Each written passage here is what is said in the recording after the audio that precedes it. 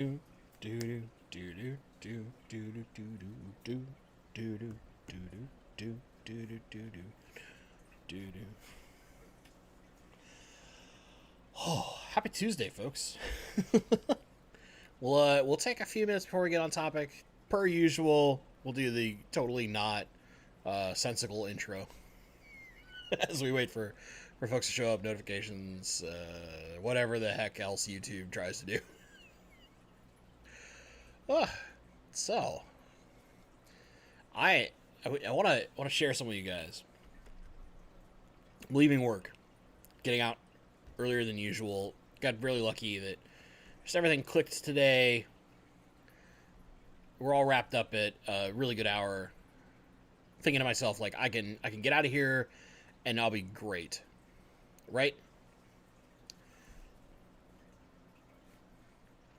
So that's why there's an accident, of course, that means that I'm going to have a massively long drive home because there's tons of blockage from this, like, massive collision as the warning boards that were way too late to take any alternate route then warned me of. it's like it's like I couldn't win. You know what I'm saying? like, just could not win. Let's see. What else do I want to say? Like one small note. I haven't done any like official announcements on this, but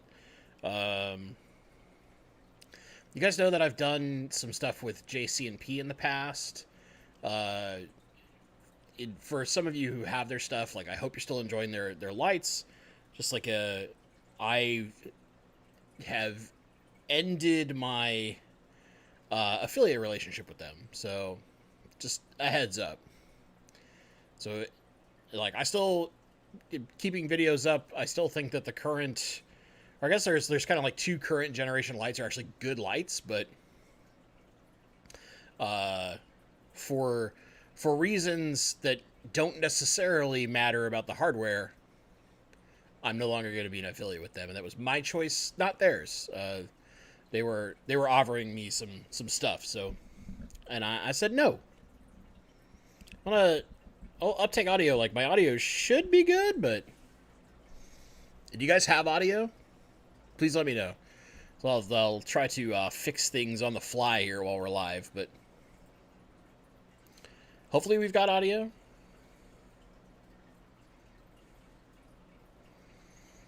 Yes, no? Audio check. Let me see if I can check one thing real fast. Okay, well, so people are fine audio there, so something's weird. For those of you that are having audio issues, refresh. Thank you, everyone else. YouTube finally caught up. I see the armada of things like, yeah, we have audio. I love how, like, naturally behind chat and YouTube are, no matter how much you tell it to, like, leave it be, right? YouTube's just like, nah, we're gonna add delay and make it a pain for you. Okay. 2 non-skippable ads. Ooh. Me and YouTube are gonna have a chat. That's not cool. I'll make some adjustments, Alyssa. I'll make some adjustments. So I'm pretty sure I have non-skippable ads unchecked because I don't like them. But I might have, like, accidentally checked something in my channel as a whole settings when I did some adjustments earlier. So I'll fix that. Thank you for the alert. Okay, let's get on topic. So, partially in thanks to human malware, the hobby's, like, really growing very, very well. You've got folks like KG Tropicals or Corey Aquarium Co-op. A lot of those people, like, they can markedly see that the hobby is growing. There's more people than ever getting into aquatics or coming back to aquatics. People that might have stopped keeping fish that decided to come back, especially when you're dealing with lockdowns and stuff like that. It's a relatively stress relieving kind of pet that's a little lower maintenance than, say, like the amount of attention a dog might need. especially your higher energy dogs, right?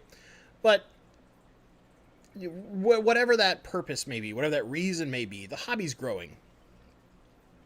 So the question starts to become, as for whatever reason, there's things like climate change, there's things like certain countries or places banning the export of fish or the wild capture of fish. A great example is relatively recently, and recent, put that in big quotation marks, right? It's been, I think, a couple of years now. Hawaii ceased allowing people to go capture fish out of the oceans in Hawaii, which was one of the main places that the United States got yellow tangs from, right? They breed in prolific numbers in the wilds, but aquaculture yellow tangs do exist. It's just very hard to get them in numbers like they could from the wild. So things like Hawaiian yellow tangs used to be, you know, 45, 50 bucks, let's say. And, you know, saltwater fish are always more expensive, but they live very long times. Now, if they're in stock,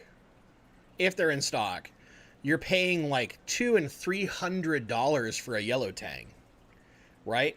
In some places you can get them cheaper, don't get me wrong. It depends on the country you're in, but stuff like that. But this is just the most obvious example I can think of for when I went and visited my buddy Darren at Rogue Aquariums. We were talking some of the shifts in the hobby as far as costs are concerned with saltwater, right? I'm not a saltwater person, so my grasp on that hobby isn't as big. But we can think back, you know, I can remember in the 90s when I was younger, zebra plecos were something you could get for like $25.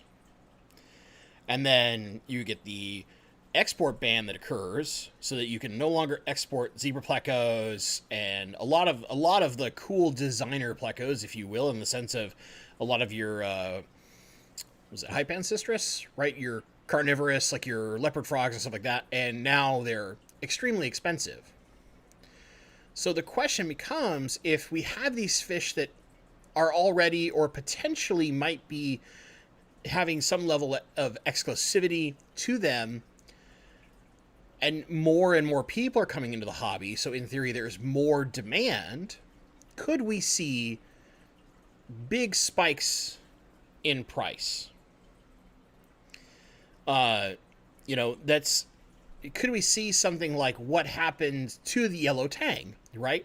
Where it was a relatively, for saltwater, cost-efficient fish to get, very useful. And for those that don't know saltwater at all, think of a yellow tang kind of like getting a pleco or an SAE. They're super common, at least in saltwater, as a algae control for your coral reefs. They're very, very good algae eaters. And a lot of tangs are in general, but they were just one of the more popular ones, right? Now imagine that, like, that basic bristlenose pleco or that Siamese algae eater goes from costing you, let's say, $7 for a bristlenose and $4 for a SAE. We're making up numbers here because the numbers are all kind of weird because of some of the import issues in human malware times as is. Now imagine they go to like $30 for a Siamese algae eater, or $150 for a bristlenose pleco. Right? Imagine that kind of jump in the freshwater side. A bread and butter fish, is Mike from the Fish Tank Barn is kind of aptly given us that easy way to understand, right? Going to this massive price increase.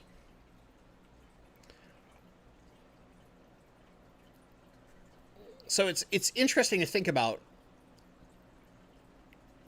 does the hobby growing mean that this is possible in combination with all the other things that are out there? And I have two answers to this. My first answer is, for certain fish, yes. Right? For fish that are export banned, they're a little difficult to breed, we will see price increases. Think about, like, the zebra pleco or the Congo puffer, the Shotodenai puffer, right? These are fish that will basically demand some high price forever. I don't think anybody's going to breed them in enough numbers to change that. And as demand grows, they might see some expense increases. But what we probably won't see are things that are relatively easy to breed, or they're so prolifically available in the wild, as long as there aren't major cogs in the machine that is the import industry, which right now we're dealing with that, right? I was at Aquarium Co-op over the weekend. We're shooting some video for brother-in-law James's tank to give you guys an update. We were getting some mono shrimp. And I was very surprised to see that a mono shrimp, which I was used to paying like $3 for a piece, were $6 a piece. Right? Because they're all wild caught. There's a lot of shipping issues and stuff going on. Prices have changed until hopefully the world returns to some level of normal, and maybe they'll go down some, but I don't know that they'll go down all the way back to where they were, right? So, but the demand keeps increasing because they're versatile. Despite being in high numbers in the wild, they're a very versatile animal, and pretty much anyone who keeps a freshwater aquarium, with some exceptions of course, that is planted, probably will be interested in a mono shrimp as a part of their algae control. A lot like our yellow tang. Not quite as extreme example, right? The yellow tang you don't need like 20 of to control your algae. You kind of need like one, maybe two. But think about that for a second. Think about what have you seen lately, and chat, totally chime in, that has gone up a lot in price just because of the pandemic. My first example to use is going to be autosinkless. Like, I kind of already did one there with a mono shrimp, but like autosinkless used to be a $3 fish, right? And now they've gone up a ton because they can only get so many coming in, and the demand is still very high for that fish. And I think this is one where the growth of the hobby is going to cause a fish to become more expensive in the long run. But there's some other examples. So let's give Chan Law Monkey actually has a great example here. Both Alex and I have done some histories talking about the freshwater angelfish. And in the olden times, when we were first getting them available, right, you would pay as much as would cost you to purchase a car in those times for a pair or even one angelfish. And now you can go to most places and get an angelfish for, you know, your more basic angelfish. Your designer strains might cost you more, but $6 to $7, right? You get a little quarter-sized angelfish, little bitty guy, probably not going to cost you too much money. They're easy to breed. You can breed in very prolific numbers. There's almost always some local angelfish person that's breeding out like 800 angelfish, right? Because they're a common bread and butter staple fish for freshwater planet tanks. Now there's another subsect of this I want to talk about, and totally, like, chat's got some great examples. So like Alyssa, the L200 pleco at 2 inches it's about $50 now. Used to be about $30, right? So we're talking about a 67% increase in price if we do the percentage math there. A lot of fish have like basically doubled in price, and some have really not changed at all. Like I was looking at neon tetras and cardinal tetras, just as to give myself, I kind of pay attention to those because those are some of the most popular selling fish, period, for any like freshwater tank, right? The difference in price in those was very minimal. I think neon tetras, instead of being like $1.50 a piece or whatever, they're like I think $1.75 or $2. Not too bad. But then again, as old fish guys putting out 40 years ago, you could get 10 neon tetras for $2. I can remember in the late 80s, The particular store that I went to, which was an all pet store, but it's Denny's Pet World. They still exist. They're fantastic. They're in Kirkland, Washington. It was my pet store growing up that I went to, my mom and pop, and I love that place. I still love it to this day. And I can remember as a kid, 10 neon tetras, $10. They would do this regularly. It was a common sale. It was a buck per neon tetra. Or eventually you could get to things like you would see stacked pricing. So like 10 neon tetras would be $20, but if you bought 20 neon tetras, now it was it came down in price a little bit, and you were only paying $30 for 20 of them, right? You'd see things like that. Nowadays, of course, things get a little more expensive, and I can remember getting all sorts of stories from my mom when she was younger too about different prices of fish and how the zebra dania has always been like, I remember when zebra danias were like a 10-cent fish. You could get tons of them, or basic, your fancy guppies, right? You would see, you could get armies of them dirt cheap, right? Guppies have always been a kind of a cheap thing, but the fancy guppy was very different than the fancy guppy now, right? The fancy guppy back then was a much more simple guppy. You didn't have the big delta tails or some of the cool like spade tails or anything like that. You had a much more simplistic guppy that was your fancy guppy. They were just very colorful. I can remember that in like the 80s and 90s. Those were super cheap. They've always been cheap. But then what we would consider a fancy guppy, your cheap guppy now, was a very expensive fish. They would be like $10, which at the time, if you think about it, I could get 2 guppies for $1, right? But $10 for a pair would be a lot. But if you look at it now, most of your fancy guppies, like, depending on strain, something like $35 to $50 for a pair or a trio, right? Depending on how exclusive or hard to find that fish is, or how new that strain is something you could be looking at. I can't say that I've seen much change in guppy prices, and probably that's because they're very easy to breed, right? Guppies are easy to breed, but at the same time, despite being easy to breed, even though demand is kind of constantly there, they really don't go up, they don't go down in price, because that demand is constantly there, right? There's always a demand for good-looking guppies, because guppies they're easy to get kids into, they're easy for first-time aquarists to like learn how to get baby fish, right? They're kind of just put them in a tank, let them do their thing, you will get baby fish. So it's interesting. A great example for fancy tail aquatics. Some of the high-end fish are losing their appeal. It's very hard nowadays to sell a lot of the higher-end fish. An example I would always give are things like discus. Discus were like the biggest, brightest target even 20 years ago, right? But now, they're still very expensive, but the demand for them is significantly faltered off. They're nowhere near as popular. So you get fish stores that'd be like, you're a local discus breeder, they might want 4, 5 from you, not like 50, like a guppy, right? So there's a supply-demand thing that's coming into play, and what we're seeing in the hobby is, as this hobby grows, the shifts in what are popular determine where price increases might occur, right? So that's kind of like one of the things I want to talk about, is that we're seeing more nano-style tanks, more freshwater planted tanks, and then for the people who are in water where it's a little harder to keep those kind of tanks, you see a lot of kind of continuation of African cichlids being very popular, right? They're very colorful fish.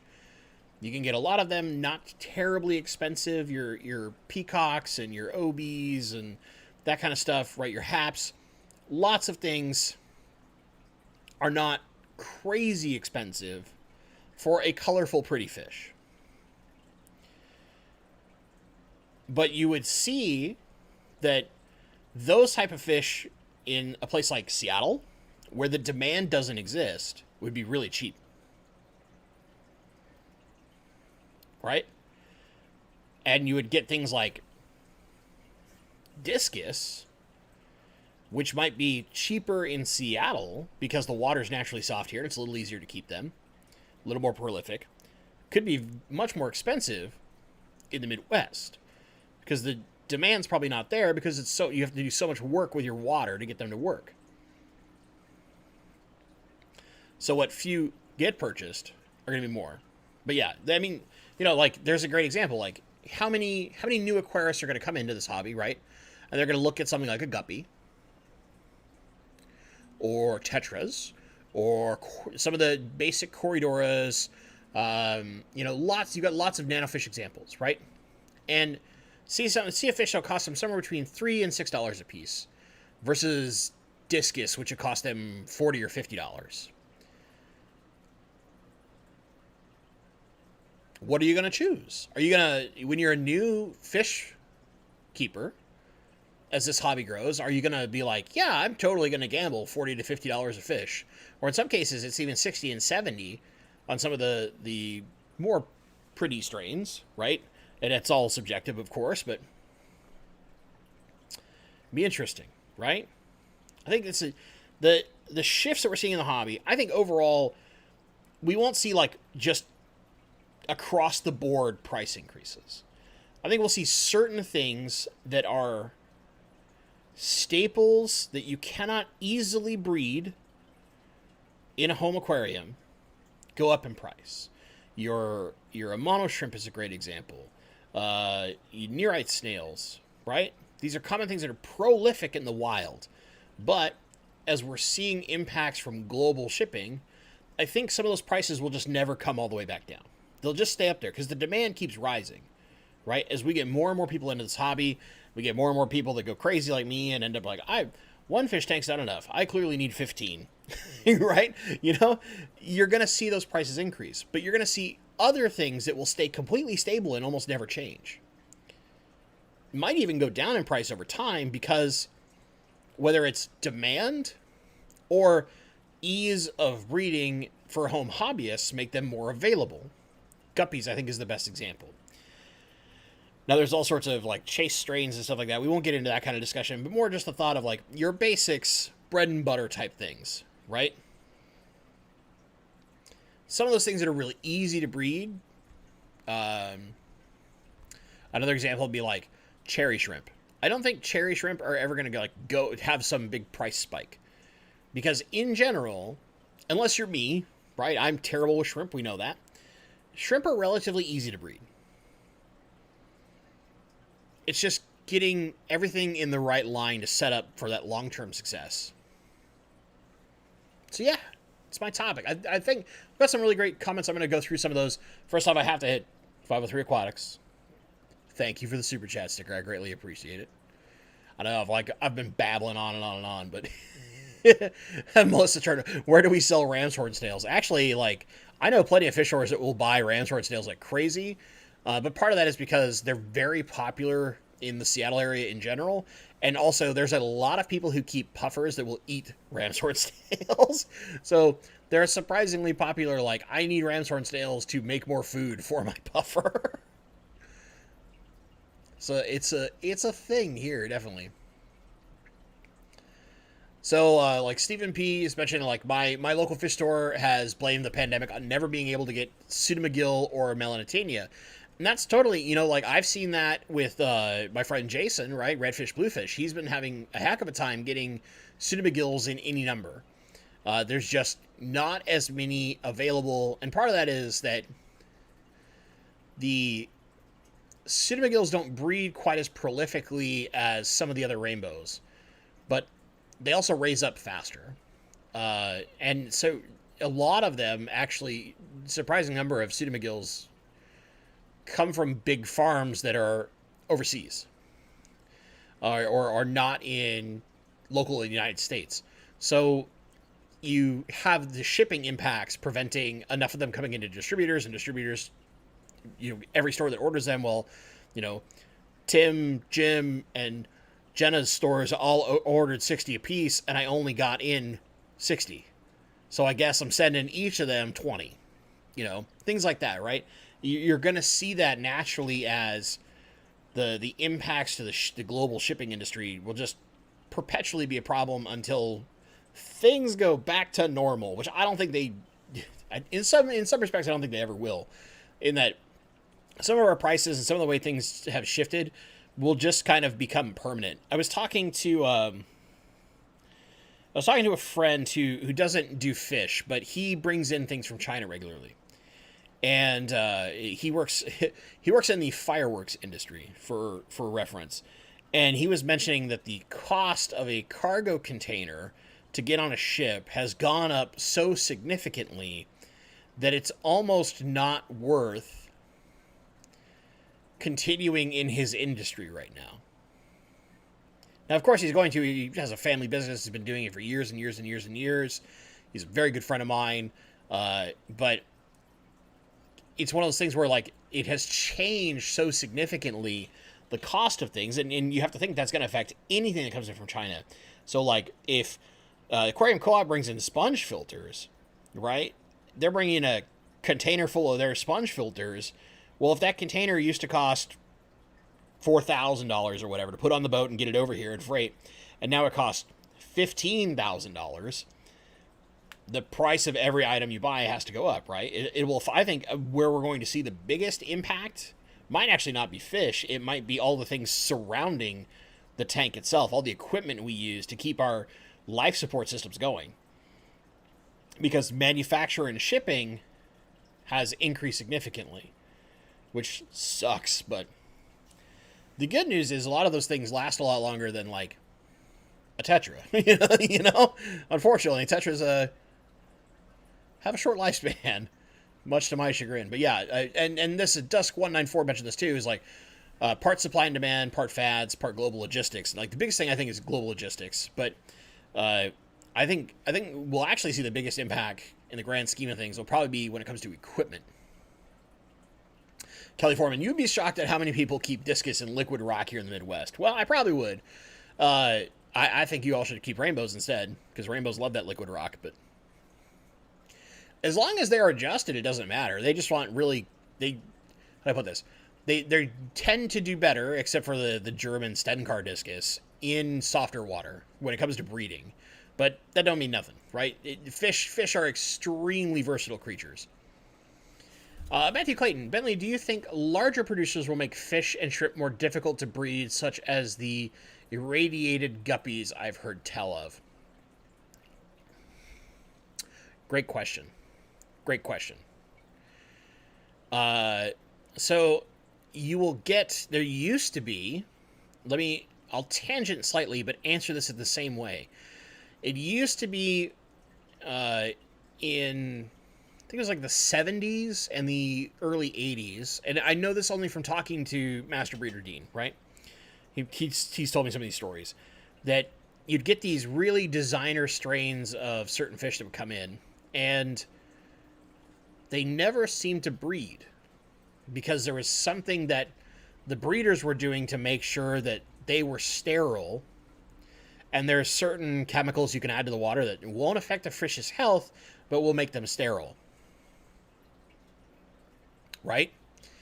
So there's some interesting things that could happen. I think you'll get a lot of those, like, designer guppies, especially because they've become such a chase thing.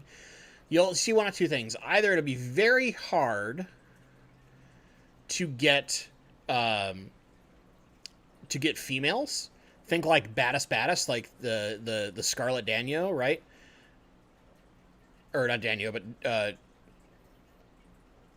Scarlet Batis. Brain, Dario. Woo. That's how you know, like, my brain is no function.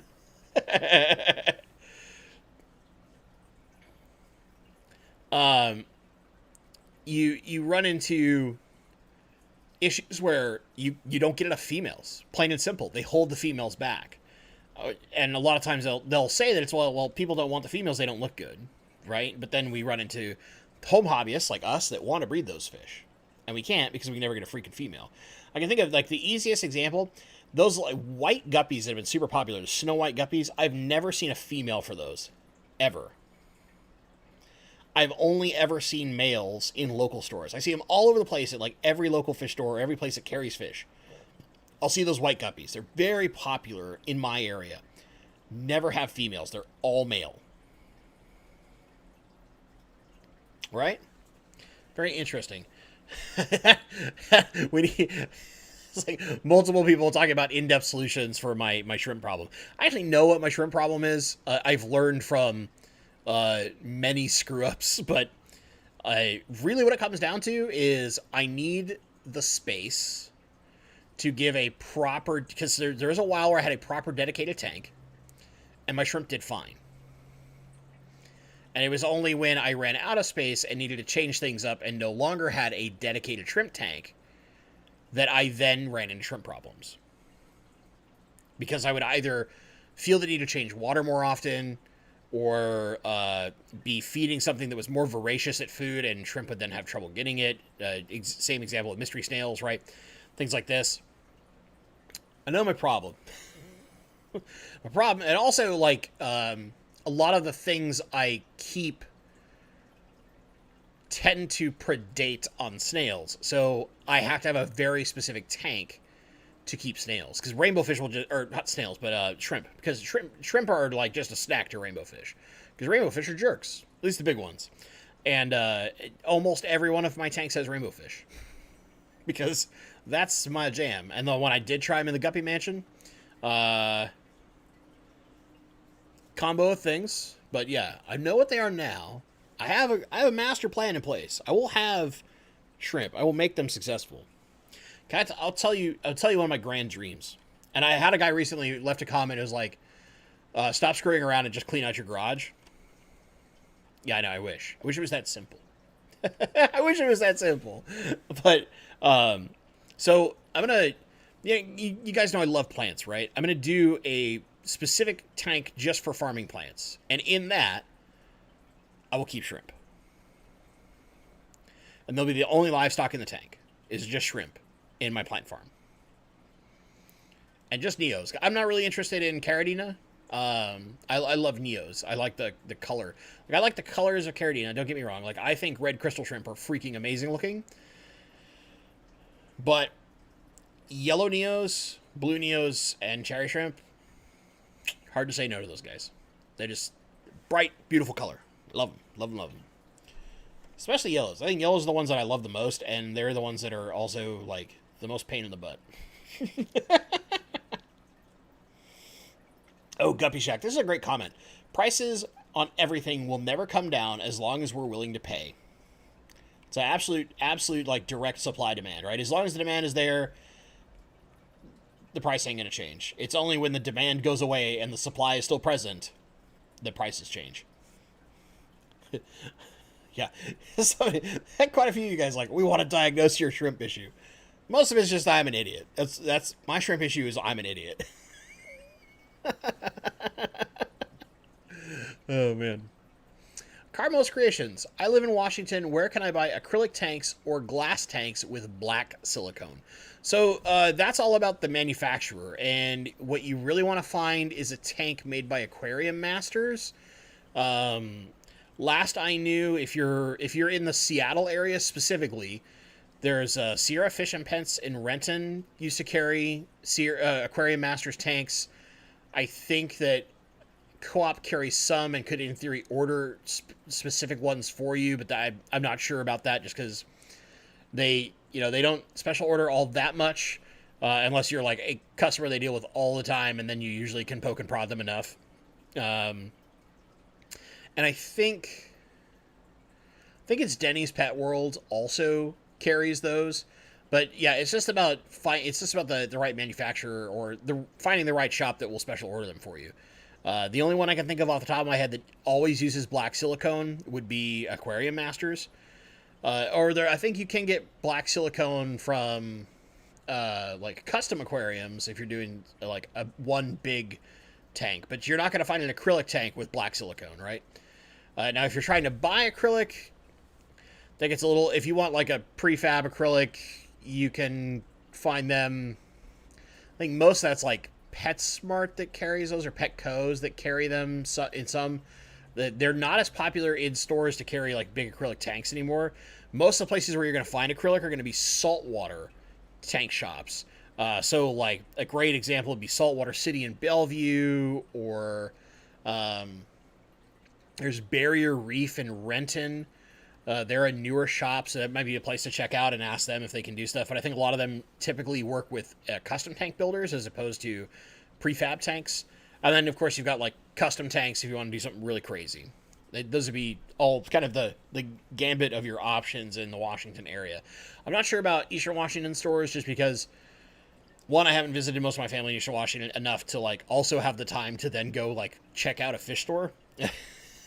Usually I have enough time to, like, spend a little bit of time with my family, then I need to immediately turn around and get back home because, you know, work.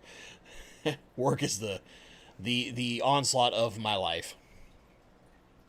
And then we'll just get into general questions, folks. So, you know, at Bentley Pasco if you need me to see stuff.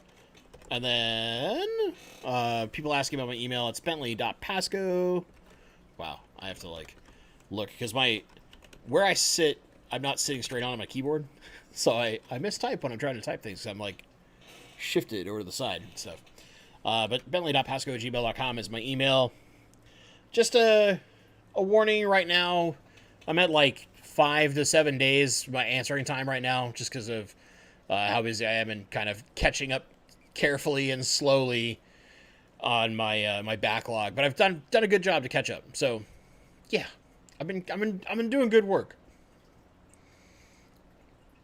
Let's see here. I got to catch up on checks. Things jumped, which means I was talking too long. Joe Davis, Substrate has gone through the roof. You know, I haven't bought Substrate in a while, so I'd be very curious I need to go look at prices. A lot of that is because the places where a lot of your clay aqua soils, so all the stuff that came from, like, old rice beds, which is basically what it was, the supply's gone. The ones that were available are no longer available to harvest all that wonderful former rice bed muck out of to turn into clay ball substrates. So, like, your ADA, Fluval Stratum, they've had to, like, change their sourcing and stuff. I think Fluval wasn't one of the ones, but, like, it definitely hit ADA. That's why you have Amazonia 2 now, because it's from a completely different formula than what they used to have. So very, very interesting aspect of how things have changed for that. Yeah, Casey Casca, this definitely had to come in before him. He probably has the same problem with shrimp that he had with Mystery Snails. Didn't realize how much he actually needs to feed them. No, I understand I need to feed them. I'm just a dum-dum. I'm just a dum-dum. And then Bob Purcell called the episode Bentley Helps Bentley. Oh, man. That is something great. I won't lie. Chan Lamaki, interesting. So, breeding pineapple swords, they're dropping 90% plus male. So, my experience, Chan, is with guppies. So, still a live bearer, but it's temperature. Try adjusting the temperature of your water. So, if your water's currently sitting at like 74 degrees, increase temperature to like 78. If you're at like 80, bring your temperature down. Bring it down to like 76. And so I see this seasonally as the room where I have my guppy mansion gets a little bit hotter, so the water temps go up a little bit in the summer. I tend to see more males. And then as we get to the winter, I tend to see more females. So, like, right now, if you were to go look at the guppy mansion, there's a million beautiful boys swimming all over the place. It's just a wall of blue. Anytime you go to feed them, you come near the tank, they're just right up front begging for food, right? And they get plenty, do not get me wrong, but they're just up there begging. You get to the winter, and it gets more like 50-50 ratio. Then you get to summer again, it's just like a million boys. So I would look into temperature. It seems to be very, very common with live bearers, especially that small shifts in temperature, and by small I mean like a 4 to 5 degree difference, can mean a lot when it comes to the gender ratios of your fry. At least for me, it's been in guppies and platies too.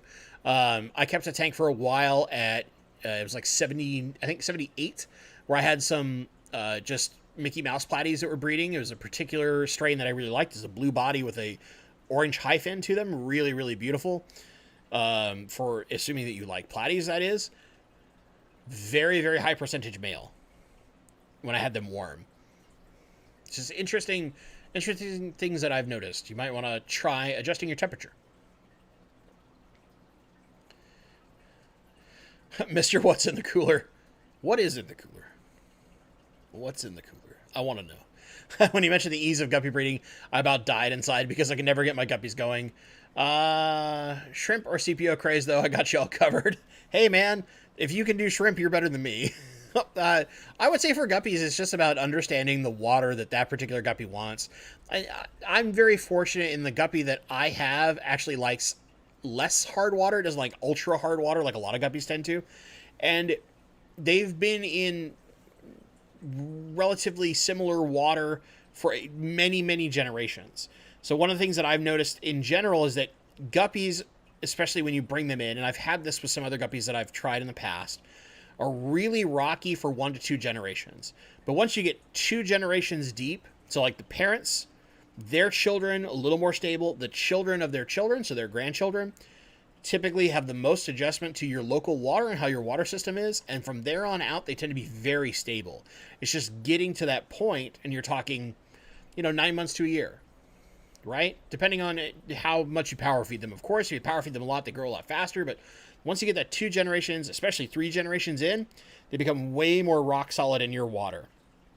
A lot of the like really fancy guppies and stuff we get, they're bred in Thailand, or typically Thailand. That's the big one, but a few other places out there, and they'll come in from water that's way different than what we keep.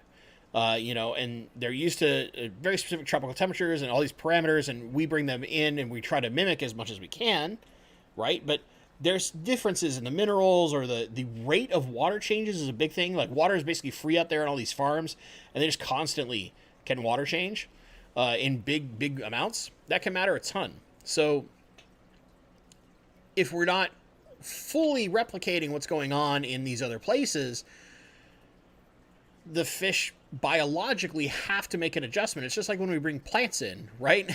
we bring plants in, they have to make an adjustment to our water system, and when we get that new growth from there on out is usually relatively solid. Similar with that, once we start getting fry, and those fry survive all the way to adulthood, from there they're typically very solid. The Zen Ginger, Bentley squared. And Bentley helping Bentley. I love it. I love it. I'll tell you a small, interesting tidbit of my life. When I was first getting into radio, right? My professor, and calling her a professor feels a little much, but the teacher I had who taught us like the ropes of radio in the at the time it was a community college. Now it's just a college. They have 4-year degrees.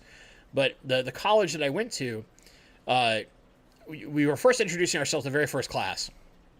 And she immediately hooked onto my first name, Bentley, and was like, "No, I don't think your last name fits. We should change it to something more regal, more English."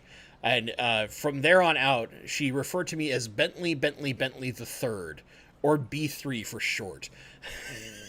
and that was literally my nickname in radio class from day one, was manufactured by my teacher, and I just got called B3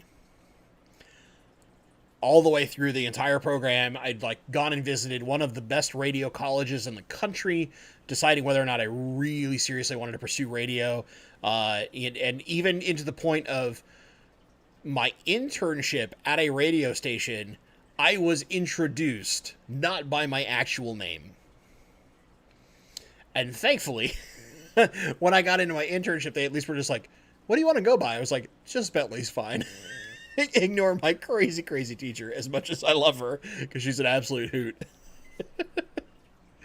But yeah, little insight. B squared is not too far off, right? Just going another level deep there. All right, so Techno, I gave you my email. Hopefully you've got that. You should be able to shoot me an email. Mr. What's the Cooler? Chat keeps saying they have shrimp survival issues. I have great success with shrimp, but any I rehome to my local community die. Should I be as discouraged by this as I am? I think a lot of that is, shrimp. A lot of people want to put shrimp in with fish. And the thing is that shrimp fry are so small that a majority of fish can eat them. And the second that you don't have the next generation coming through, especially if you're at warmer temperatures, like tropical temperatures, the adults only survive for so long, and then if you don't have further generations to repopulate that colony, the shrimp just die out, right? And in some cases, they'll have fish that are like, oh no, shrimp couldn't. I've been told shrimp will survive with rainbow fish or survive with angelfish, and those fish will just go like, oh, that looks like a delicious snack, and they're gone, right? And I had to learn this the hard way. Like, I tried fish with rainbow fish because I'd heard several people tell me, like, oh yeah, you can keep shrimp with rainbows. Rainbows are super peaceful. That's like, no, what I learned is rainbows will pick them apart. Like, I kept a mono shrimp with my rainbows. My first big rainbow tank, I kept a mono shrimp. I had like 30 monos. They were huge. I got them all really big adults, right? They picked them apart, slowly but surely. They found them and picked them apart. And you'd see them, like, leave them alone for a day, and then, like, out of nowhere, they just like, oh, I'm going to get all aggressive in our spawning behavior, all this. I want some extra food. I'm going to go impress that lady rainbow over there, and we're going to breed. Oh, there's food right there. Whomp. And just attack the shrimp. And like, you learn these, unfortunately, you learn these lessons the hard way, right? For your case, what I would say is that how many of those people are putting shrimp in a dedicated shrimp only nothing else tank? Because I imagine that's how you keep them to do really successful with them. If they're not, or maybe they're like, oh yeah, I can just keep it in just tap water, but you know what you're actually doing is like RO, and then you're remineralizing, and they'll just think, well, our tap water's kind of close to what he's doing. I don't want to do all that extra work.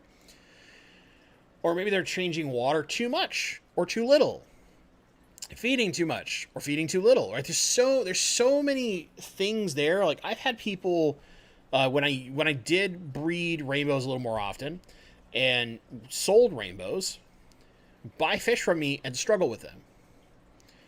And I asked them, I was like, okay, what are you doing? It was like, oh, I just using tap water. You said you use tap water. I was like, yeah, but I also told you I put a bunch of crushed coral to buffer everything in my tank. Why? Then you have to explain, like, well, our water has like nothing in it. The pH crashes. pH goes too low. It's actually really bad for rainbows. It stresses their slime coat. Does all this stuff. Bam. Bad news bears. Right? You learn, unfortunately, the hard way. And like, eventually I got to the point where I learned I had to preface people with this, and they still wouldn't do it.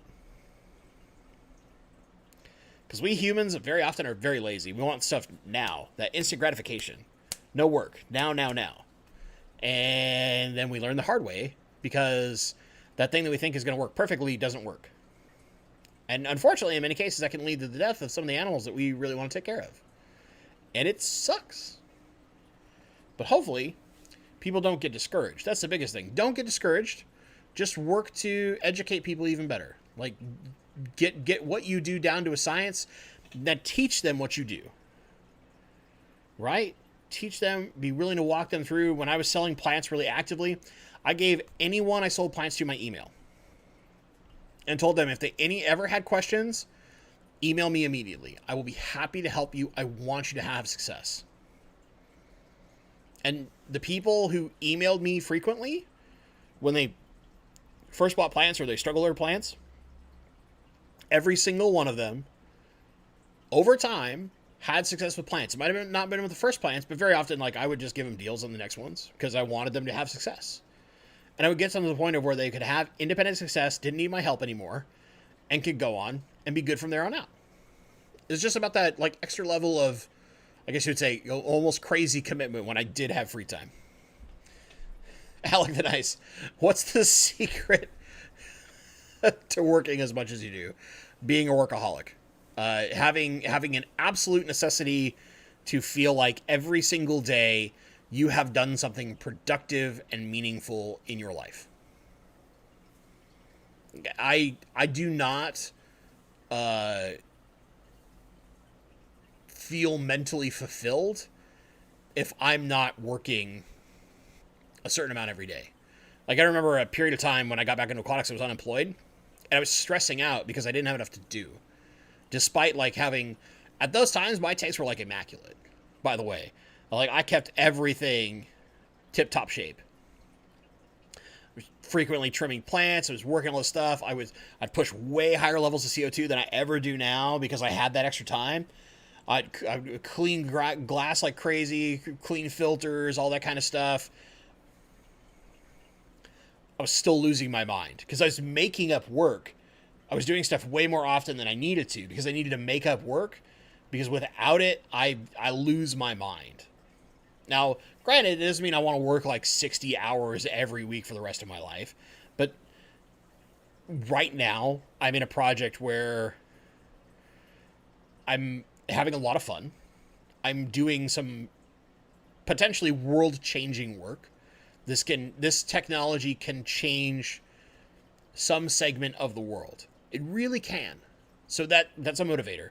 Another big motivator, of course, like I've got my puppies, I got my fish, I got my lady, I got all sorts of stuff in my home life that just like drive me even further, right? They give me all the mental fortitude, emotional support, whatever you decide, right? Because when you get stressed, it can get you down, all that kind of stuff. They give me everything I need to, no matter how I feel, get up, push, and get back into that mindset of like, all right, we're going to do something that matters today. We're going to get important things done, because in the long term, the technology that I work on will save lives. It will make people better at what they do, and hopefully it'll eventually get to the consumer level, and then it'll do really cool stuff, right? We'll have significantly better ways to train and teach people because we can do it in a far more interactive fashion than a book. You know, I look forward to, like, I look at the very far-reaching side of what I do. That's part of when you work on cutting-edge technology. You look really deep down the pipe, and that gives you a different motivation than just like, I get to work on this really cool cutting-edge technology. It gives you two sets of motivation: the short term and the long term. At least for me, that's the way I'm wired. Not a lot of people want to ever work like 60 hours a week. Not a lot of people would go like, yeah, I'm going to spend 3 months where I get like 3 hours basically a day at home, where I'm not getting ready or walking a dog or whatever it may be, and I only get like 1 day a weekend. You know, I work like 6 days. I get 1 day a week, and in that day I need to do all my fish tank maintenance, all my water changes, all my errands around the house, all my errands for like grocery shopping. Oh, and try to also spend some time with my significant other. Not a lot of people want to do that. I'm a psycho and am willing to do so. What do you do? Cotton. Would a frat of praycocks, oh boy, terrorize a peaceful cold water community tank? Thinking, well, first off, you don't want to be cold water with any rainbows, basically. Some rainbows can go a little bit lower, but most of them want to be... okay, so your room temp is 74 to 76. I wouldn't call that cold water, but yeah, that's fine. That's still tropical temperatures. I think... So I've had rainbows with a comet and not had any issues. Well, technically a shamunkin, but not had any issues. Your Zephyrus... There's a potential that they might like be more aggressive eaters than the platies, like, because they're just such faster eaters. The big thing is just a matter of making sure that you distract the rainbows on one side and then feed the other fish on the other, or something like that, right? You can do, there's things to make it work. But in general, I've had rainbows with small longfin guppies. They don't have a problem. I've had them with bettas. I've had them with angelfish. I've had them with all sorts of stuff. You just got to keep in mind that they're not really aggressive fish. They don't really terrorize other things. They just are really aggressive when it comes to food, and they don't pay attention to anything when they're spawning, courting, sparring, right? So they'll twitch and shake, and they'll dart over the tank, and they pay attention to nothing other than whatever fish they're paying attention to. So if they're sparring with another male, they only pay attention to that one other male. They don't even pay attention to what's around them. So that can seem like bullying behavior to other fish, but realistically, the fish will just adjust. They'll notice, like, just stay away from them dum-dums. We'll be fine, right? There's parts of the tank that are always going to be safe, and they just swim over there for a while, and then when they chill out, you can swim around the rest of the tank. I see it all the time with my Blaheri downstairs. You got a bunch of fish that just, like, they find spots, and they just chill for a while it's, like, in the morning, and they're doing all their sparring and courting, all this stuff. And then once it's all done, like, everybody's just kind of swimming everywhere. I wouldn't worry too much. Especially with praycocks, because they're a smaller rainbow, so they're not quite as physically intimidating to some of those fish.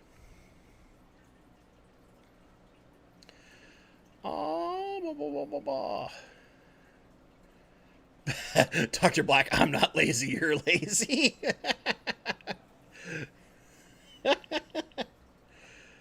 Bob Purcell, will sex ratio of Endler Fry be affected the same as guppies?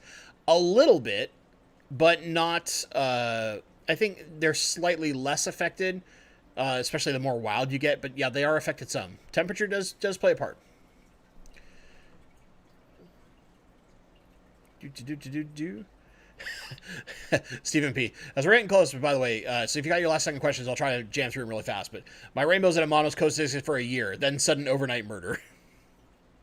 Now, I don't know what it is. They're just like, oh yeah, that's a tasty stack now, instead of that was that thing that cleaned up the algae. Thanks, little thing. And it's like, that looks tasty. Womp. Jerks. Let's see here. Joe Davis, do you see a time in your life where you have passive income and generate the time required to feed all of our sordid YouTube habits? I don't know. I would certainly like to, I would love to have a work from home situation, because while it changes, that takes a very different mentality. Like I'm very people oriented, right? I lead a team. I'm in constant contact with my team. I sit directly with all of them. And on the days where I'm remote, I stress a little bit more because I'm not just right there in the thick of things. But there's ways to manage things remotely that I've done in the past, right? I've managed several remote teams, people that were in completely different countries from me. I would love to work from home, if anything, because it takes my commute away. My commute, I spend anywhere between 2 hours and 3 hours every day in traffic. And if I could get just those hours back, right? And have just that time to spend with like my dogs and my lady, then I get some those other hours that I would spend with them. I would get that little extra time, and I could do things like more YouTube stuff, or I could do the level of YouTube I prefer to do, which is to say, like, people who've been begging me for a fishing tour and I can't shoot it the way I want to shoot it, so I'm not going to, because I'm a psycho, right? I have to there's a specific way my next tour has to be, because I want it to be something that challenges my ability to make videos.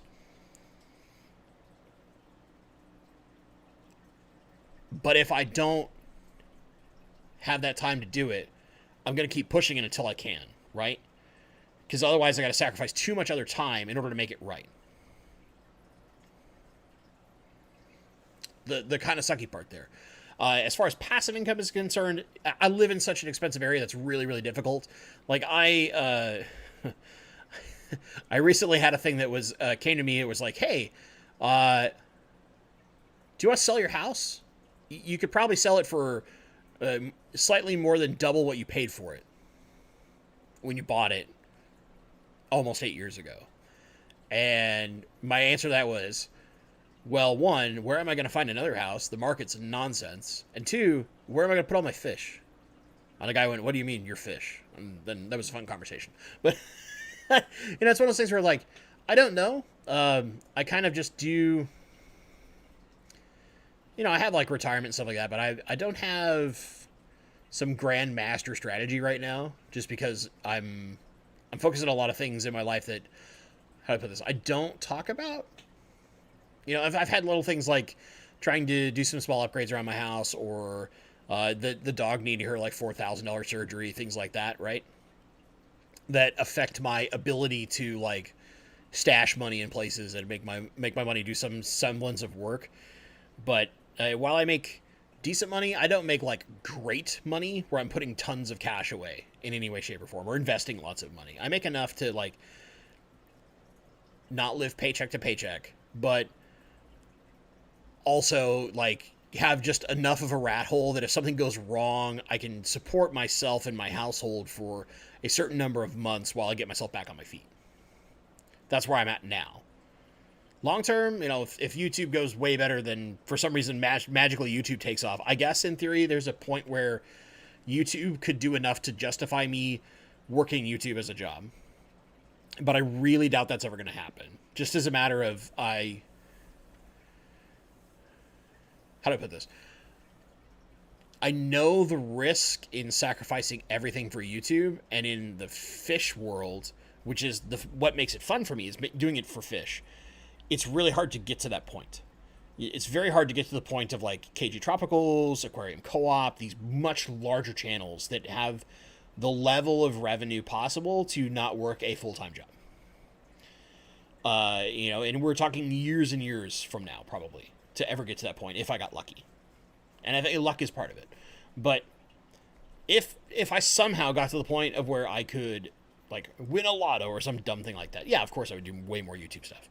I would find my own work that made me happy, as opposed to, like, corporate work for the corporate overlord that runs my life, but also gives me fairly fulfilling work. Like, I'm very fortunate that the job I do, while stressful and working a lot, is very fulfilling to me, and I enjoy it immensely.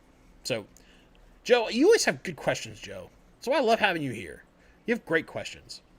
Dr. Black's in the house. He's going to be coming up next. We're going to speed through some questions real fast, right? We're gonna jam through some stuff. Son of a Quack Bentley has that Sigma male grind set. I've learned a lot of whether you call them bad or good work ethic habits from my parents. Both my parents work quite a lot. I've always been kind of work minded, and minded in a sense of like, you don't necessarily have to have this immense education. If you have a very strong work ethic, you can prove yourself that way. And I'm very fortunate to say that I've done that. Like, I should probably in a different world be working for like nothing. Maybe some kind of like manager at a call center or some stupid thing like that where I'm making like $20 an hour. Or 25 if I was doing very well at my current age. Like something that's not phenomenal for the area I live in, right? I live in a very expensive area. Not quite as bad as some, but fairly expensive. But I'm very fortunate that my insane work ethic and my willingness to always learn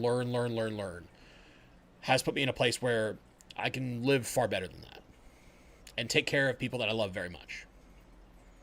And also have a very expensive hobby and share my time with you wonderful people. Because this is what I do for fun. I barely get to play video games anymore. This is my fun every week. Talking with you people, answering questions, being a crazy person. I know, I'm a weirdo. Guppy Shack. No one on there at Deathbed has ever said, I wish I would have worked more. I'm sure I could devil's advocate that, but no, you're correct. I spend as much time as I can, where possible, with the people I care about. But, working on some other things too. Trying to do some stuff. 20-minute warning. Maybe 15 by the time you read this, Ginger. Cotton. Yeah, I would say you wouldn't have any problems with 6 to 8 male preycocks in a community. I don't think that's going to be an issue. They don't have females to like really go crazy over. They'll just spar with each other a bunch. I think you should be fine. Joe Davis, dang traffic. Yeah, the traffic in the Seattle area is just miserable. The Nano Aquarium guy, wouldn't the results of your work make work from home like a VR office? So in my current role, I'm more managerial. I'm only hands-on for when we get new features or the most latest up-to-date hardware, and then very often I'm doing like more of a health check while the rest of my team is doing our day-to-day work.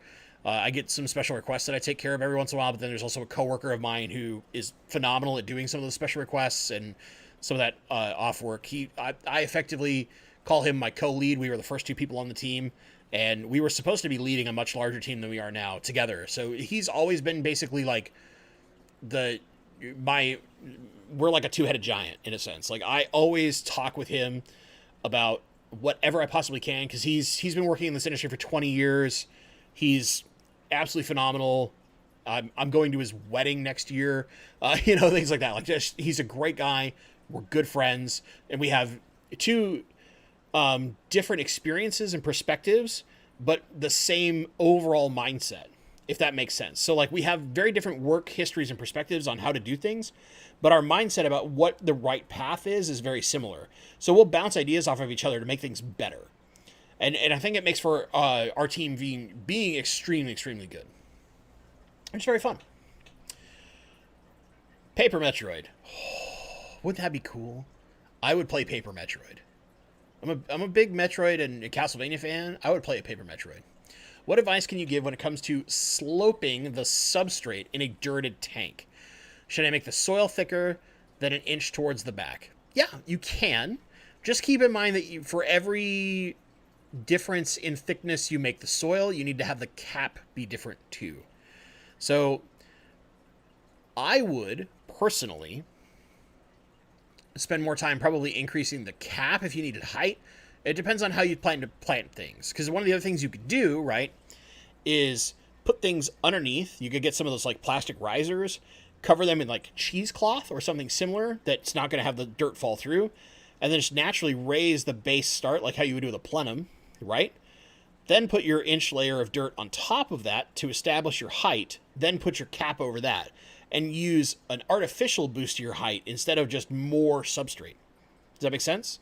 There's two options there. You can increase your substrate, just make sure that if you put like 2 inches of soil, have 2 inches of cap. Be very, very safe.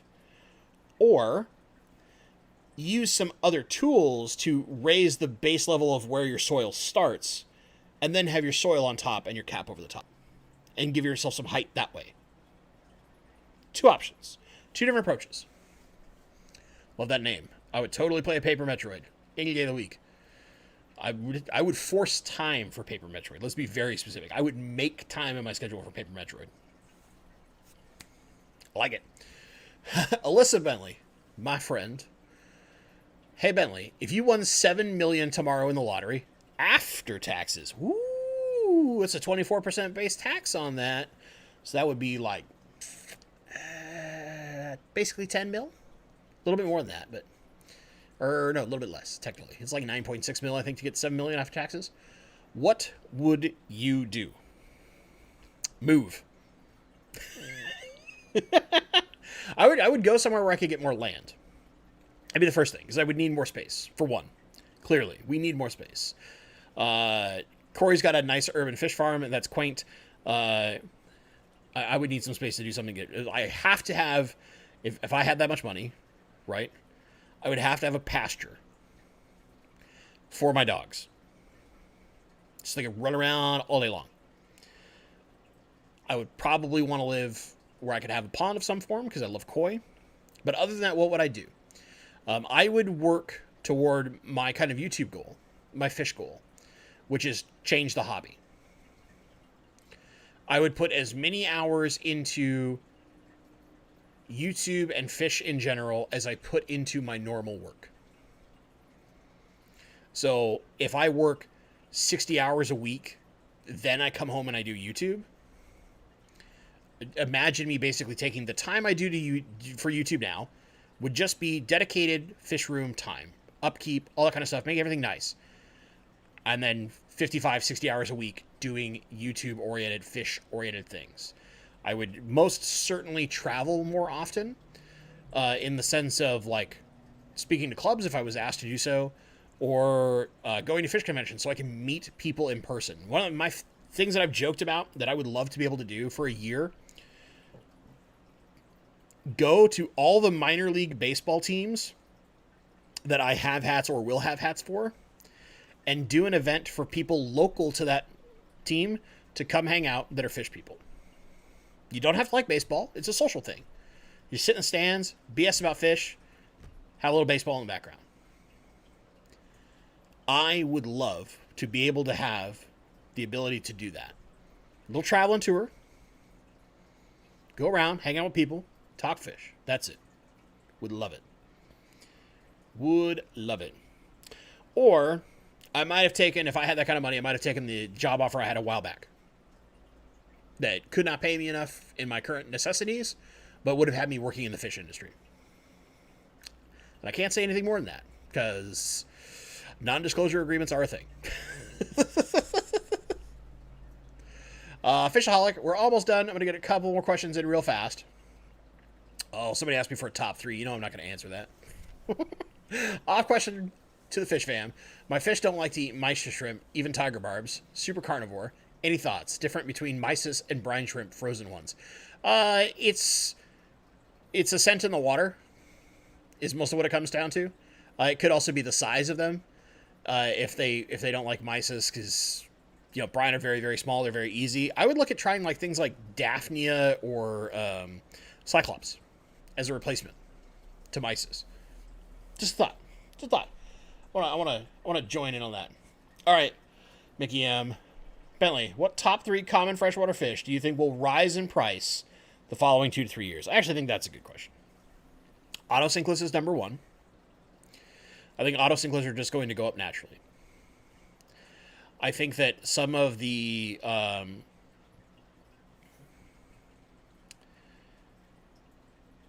it's going to be more wild caught things. So like SAEs, autocinclus, and probably a monoshrimp.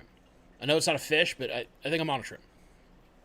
Because these are the things that are common in a lot of tanks. It's not specific to anything individually that you really cannot breed at scale as a home hobbyist or in farms. They're all exclusively wild caught.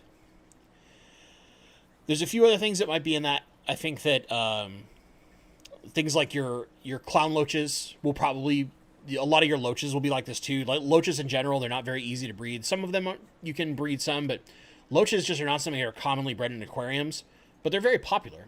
So I think you'll see things like that might rise in price, but like the Cooley loach, for example, which I think is the most common of the small loaches, hasn't really gone up in price much. So some of them will, some of them won't.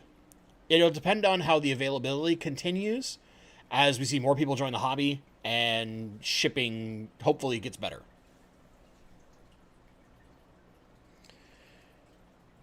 Jacob Hill, how long will Echo Complete by itself last? I don't know. I've got Echo Complete going for like 5 years and it's doing just fine. So I would say conservatively you could say 3 years, but it can go quite a lot longer as long as you're just putting your root tabs and stuff like that. It's not necessarily about the substrate at that point.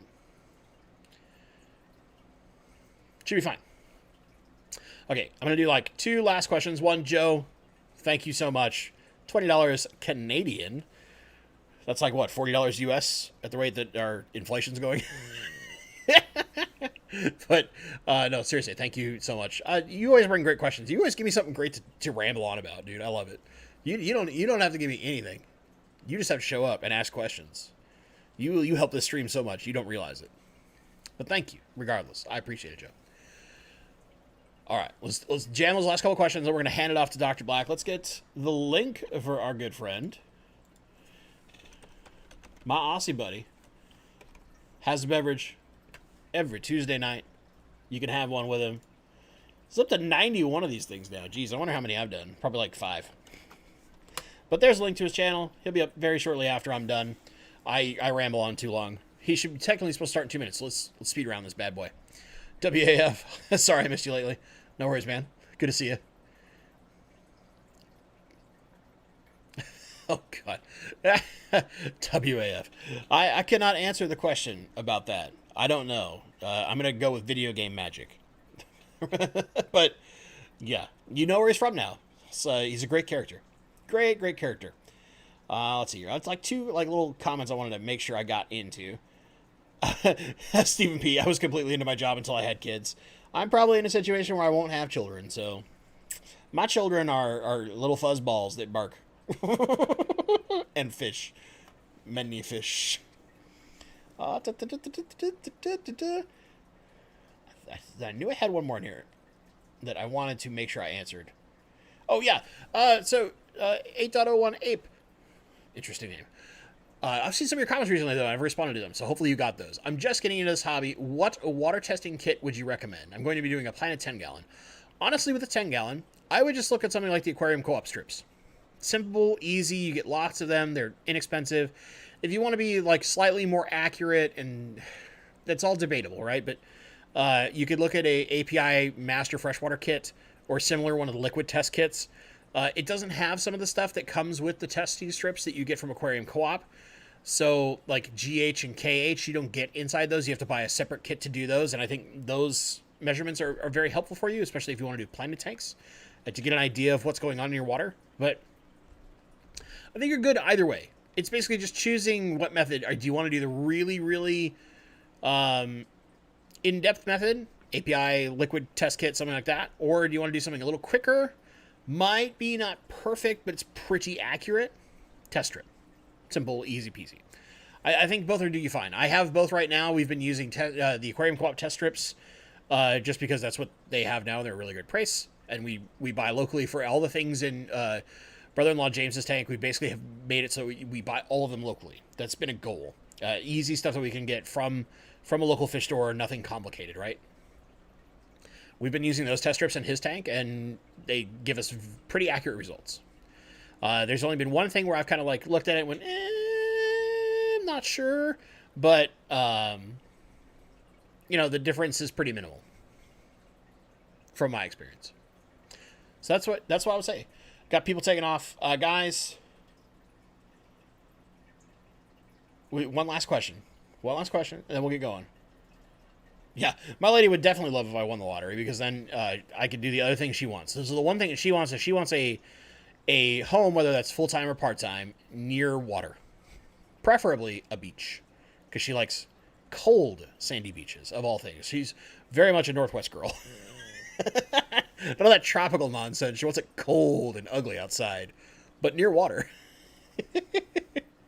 All right, last question. Great light for a planted 55-gallon. So specifically 55-gallon. If you want a more budget option, the JCMP is a really good light. There's also the Higer has a fairly good light from what I've heard. You can even get away with like a Phoenix. And from, I would hope the Aquarium Co-op light will be good when it comes out.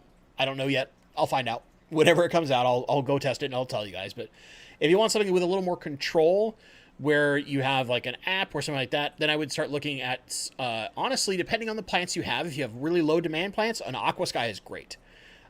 You could also use like the Phoenix 24/7. They have a slightly cheaper model that can work pretty well. It's programmable. Or if you want to go like all the way up and get lots of control for a really strong planted tank light, there's the Fluval plant. But I don't think you need to spend that much money. It really depends on your plant load. If you shoot me an email, just tell me your plants. That's bentley.pasco@gmail.com. Again, I'll put it in chat real fast. Oop. Shoot me an email, tell me your plants, and I can give you a little more nailed down answer and why I think each one is a good option. And that should give you slightly more informed. It really depends on the plants you're using. You could go crazy and put like a UNS Titan or a Twin Star or a ONF Flat One, but you don't need to. Trust me, you probably don't need to. So yeah, shoot me an email. The rest of you guys, thank you so much. Test the AI Prime. It's actually on my list of lights to test eventually when I have the testing lab built in my garage, Alec, just so you know. I actually have experience with the saltwater lights through some friends, and they're really cool. But regardless, guys, thank you so much for watching. Dr. Black is coming up next. Go have a beverage with the man. Thank you for all the super chats. Joe Davis, Paper Metroid, 503 Aquatics. You guys are fantastic.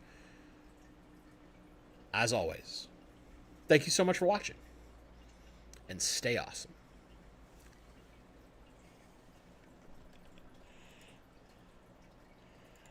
Who win a lotto? Woo!